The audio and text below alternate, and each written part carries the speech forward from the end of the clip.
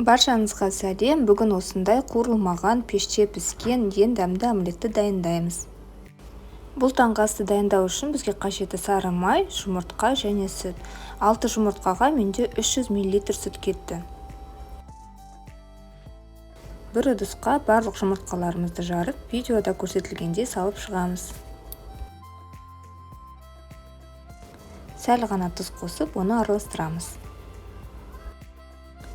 Енді дайындап қойған сүтімізді қосып, тағы да араластырамыз.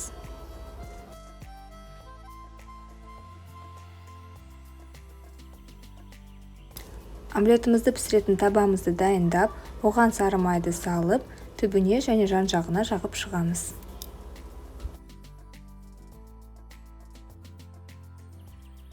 Сары майды жағып болғаннан кейін дайындап қойған жұмыртқамызды құямыз.